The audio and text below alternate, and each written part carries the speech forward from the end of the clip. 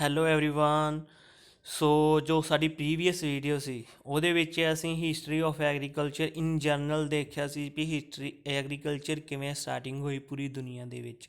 ਸੋ ਅੱਜ ਦੀ ਸਾਡੀ ਜੋ ਵੀਡੀਓ ਹੈ ਖਾਸ ਇੰਡੀਆ ਕਰਕੇ ਹੈ ਵੀ history of agriculture in India, India ਦੇ ਵਿੱਚ ਐਗਰੀਕਲਚਰ ਕਿਵੇਂ ਸਟਾਰਟ ਹੋਇਆ, ਐਗਰੀਕਲਚਰ ਦੀ ਸਟਾਰਟਿੰਗ ਕਿਵੇਂ ਹੋਈ।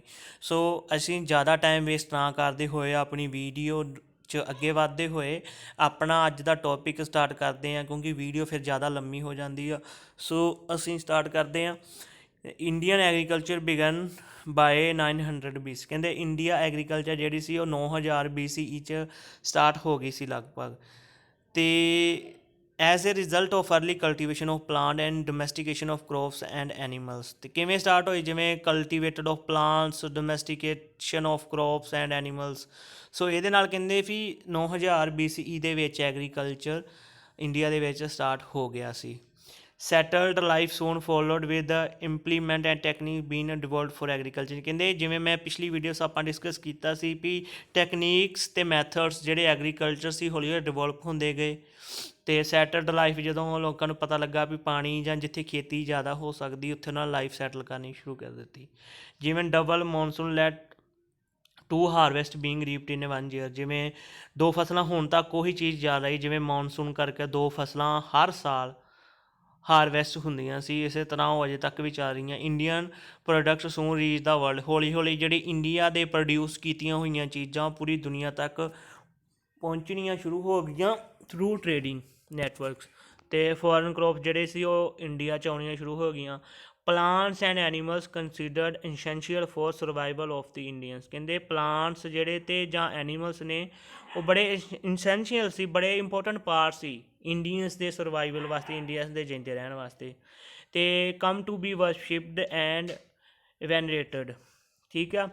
ਸੋ ਨੈਕਸਟ ਅਸੀਂ ਵੇਖਣਾ ਆ ਦਾ ਮਿਡਲ ਏਜਸ ਆ ਇਰੀਗੇਸ਼ਨ। ਜਿਵੇਂ ਅਸੀਂ ਦੇਖਿਆ ਸੀ ਵੀ ਇਰੀਗੇਸ਼ਨ ਵੀ ਉੱਥੇ ਮੈਸੋਪੋਟਾਮੀਆ ਦੇ ਜਿਹੜੇ ਫਾਰਮਰ ਸੀ ਉਹਨਾਂ ਨੇ ਇਰੀਗੇਸ਼ਨ ਦੀ ਵੀ ਖੋਜ ਕਰ ਲਈ ਸੀ।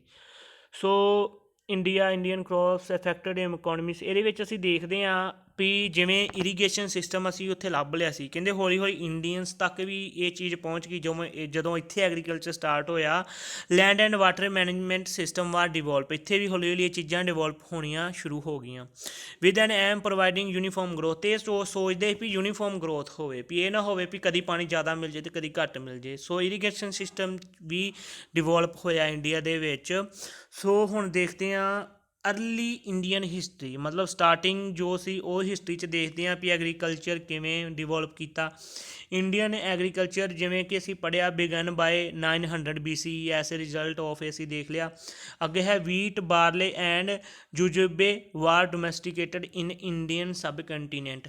ਸਭ ਤੋਂ ਪਹਿਲਾਂ ਵੀਟ ਅਤੇ ਬਾਰਲੇ ਹੋਇਆ ਹੈ, ਦੋ ਚੀਜ਼ਾਂ ਯਾਦ ਰੱਖਣ ਵਾਲੀਆਂ ਨੇ 9000 BCE ਦੇ ਵਿੱਚ ਇੰਡੀਆ ਦੇ ਵਿੱਚ। ਅਤੇ ਡੋਮੈਸਟੀਕੇਸ਼ਨ of sheeps and goat ਸੂਨ followed. ਇਸ ਤੋਂ ਬਾਅਦ ਕੀ ਹੋਇਆ, ਜੇ ਤੁਹਾਨੂੰ ਕੋਈ ਪਤਾ ਡੋਮੈਸਟੀਕੇਸ਼ਨ ਆਫ ਐਨੀਮਲ ਜਿਹੜੀ ਕਿ ਸਭ ਤੋਂ ਪਹਿਲਾਂ ਭਾਰਤ ਦੇ ਵਿੱਚ ਸਟਾਰਟ ਹੋਈ, ਉਹ ਕਾਹਦੀ ਹੋਈ, ਸ਼ੀਪ ਅਤੇ ਗੋਟ ਦੀ।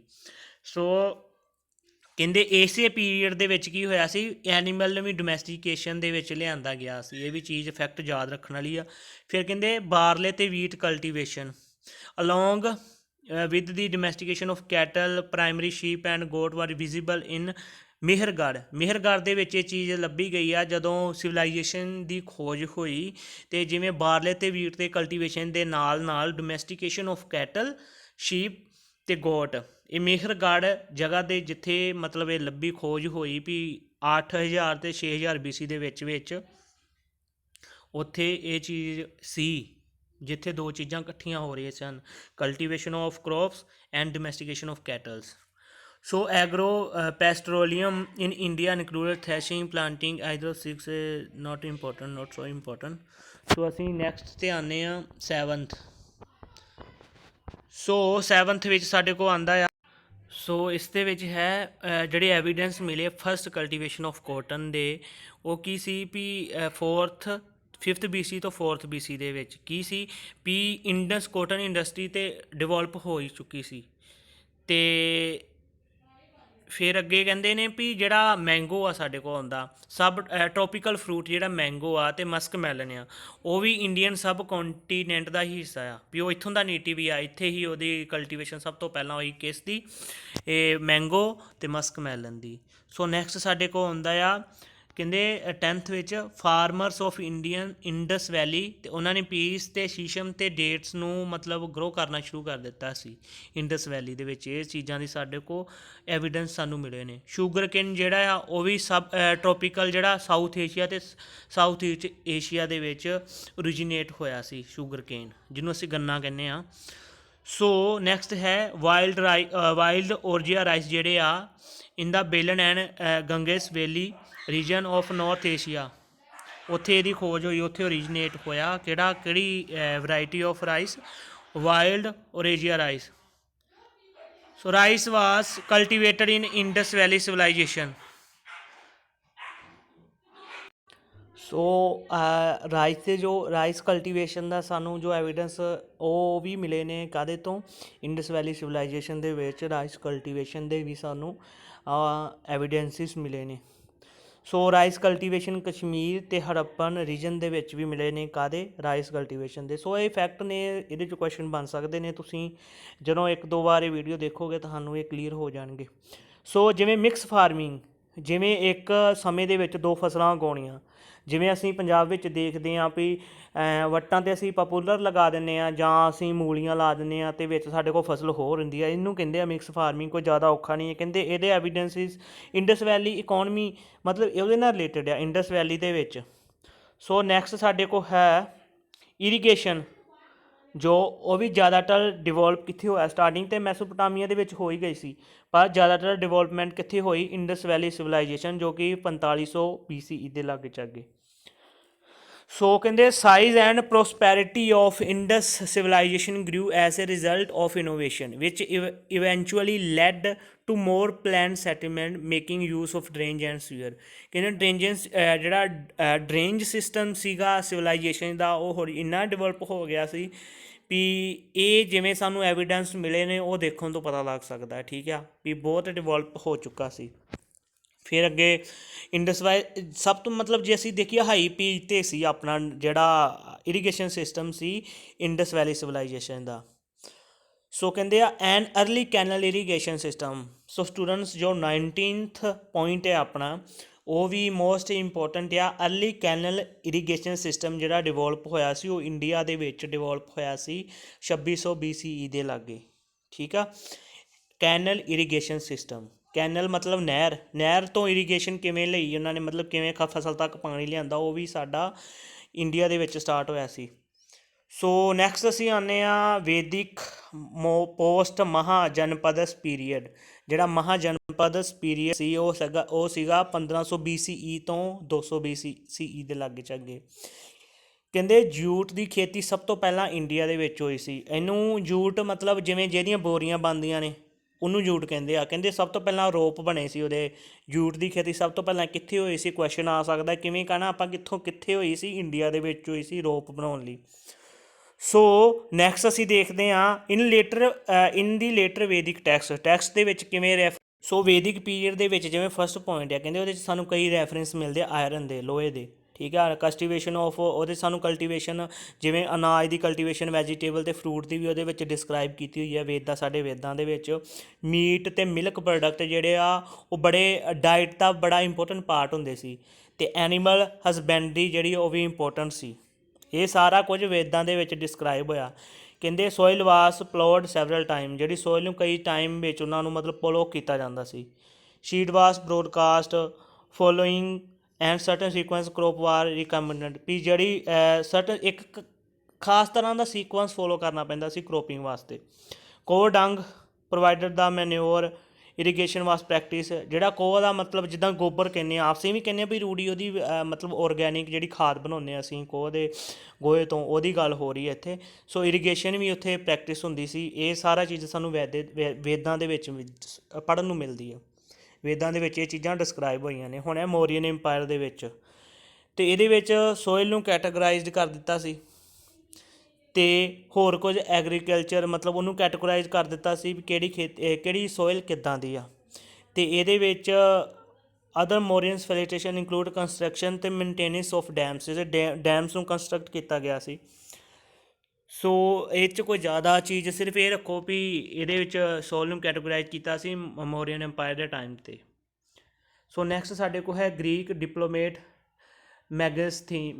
ਮੈਗਨਥੀਸ।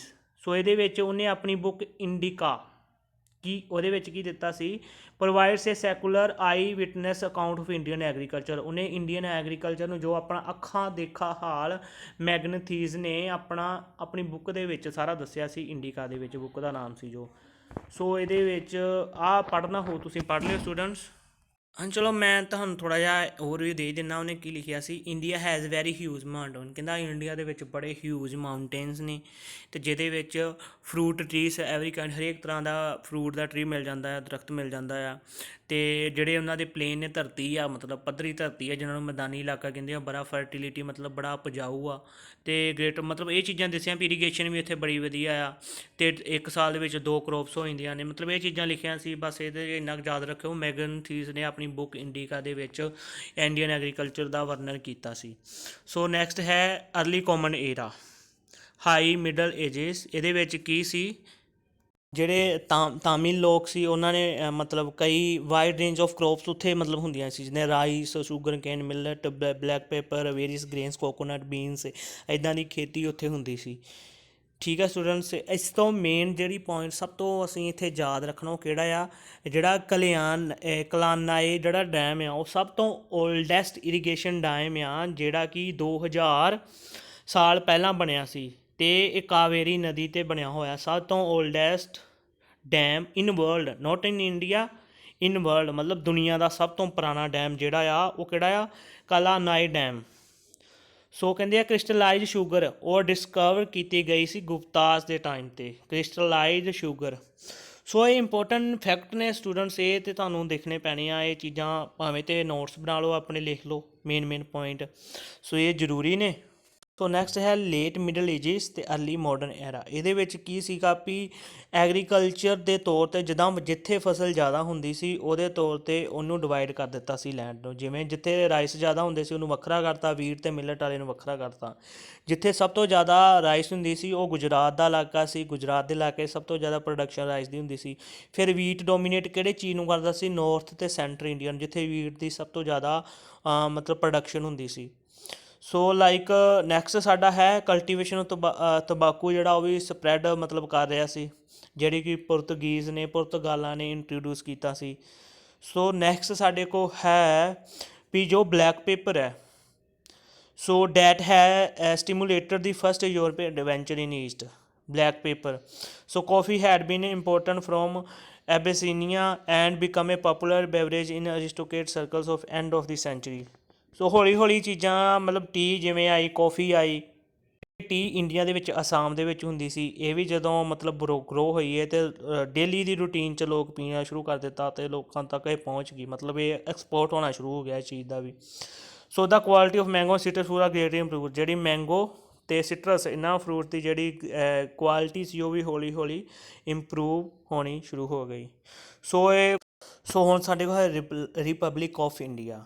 ਸੋ ਇਹਦੇ ਵਿੱਚ ਜੋ ਫੈਕਟ ਹੈ ਉਹ ਅਸੀਂ ਯਾਦ ਰੱਖਣੇ, ਜਿਵੇਂ ਭਾਖੜਾ ਡੈਮ ਹੈ, ਭਾਖੜਾ ਡੈਮ ਜਿਹਨੂੰ ਅਸੀਂ ਕਹਿੰਦੇ ਹਾਂ ਪੰਜਾਬੀ 'ਚ, ਉਹ ਲਾਰਜੈਸਟ ਡੈਮ ਇਨ ਇੰਡੀਆ, ਸਭ ਤੋਂ ਲਾਰਜੈਸਟ ਡੈਮ ਇੰਡੀਆ ਦਾ ਭਾਖੜਾ ਡੈਮ ਹੈ।